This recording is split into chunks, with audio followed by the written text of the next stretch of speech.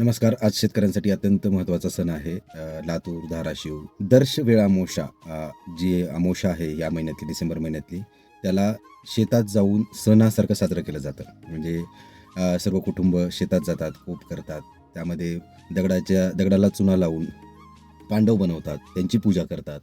त्यासोबतच जे काही धान्य आहे या सीझनचं, म्हणजे हरभरा असेल, गहू असेल, ज्वारी असेल, यासारख्या धान्यापासून वेगवेगळे पदार्थ बनवतात. आंबील आहे, भजी आहे, त्यानंतर गोड भाकर, आंबट भात, गोड भात आणि हे सगळे काळ्या आईच्या चरणी अर्पण करून, तिला प्रार्थना करून, तिला धन्यवाद देऊन सगळे सहकुटुंब त्या भोजनाचा आनंद घेतात.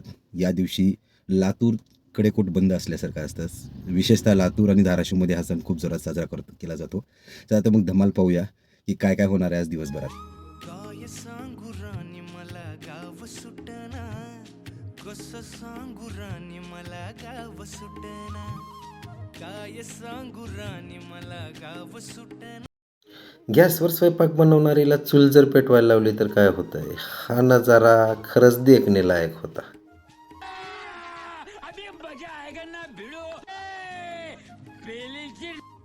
अशा प्रकारे काळ्या आईची पूजा मांडली, नैवेद्य दाखवला. रीतिरिवाजानं मी, माझा भाऊ, आमची मुलं, चिल्ले पिल्ले सगळे ओलगे ओलगे सालम खुलगे म्हणत मस्तपैकी देवाला प्रार्थना केल्या. सहकुटुंब सहपरिवार आमच्या मातोश्री होत्या.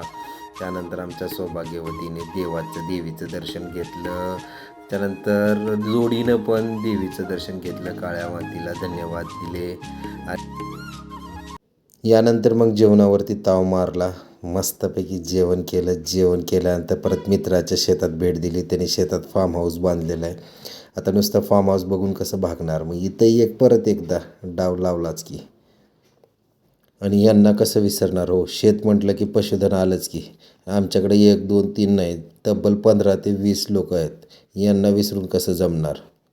आता यांच्यासोबत यांच्या छोट्या परिवारालाही भेटणं गरजेचंच होतं. हे 10 दिवसाचे मेंबर्स आहेत. 10च दिवस झाले तब्बत. इतके गोड आहेत. संध्याकाळ गावाकडची एकदम झकास, म्हणजे मावळता सूर्य पाहणं हे नशिबातच लागतं. आता शेवट गोड तर सर्वच गोड. सेल्फीचा मोह काय आवरला नाही, त्यामुळं सौभाग्यवतीसोबत सेल्फी काढून या सणाच्या दिवसाची समाप्ती केली. तुम्हालाही दर्शवेळा अमावस्येच्या हार्दिक हार्दिक शुभेच्छा.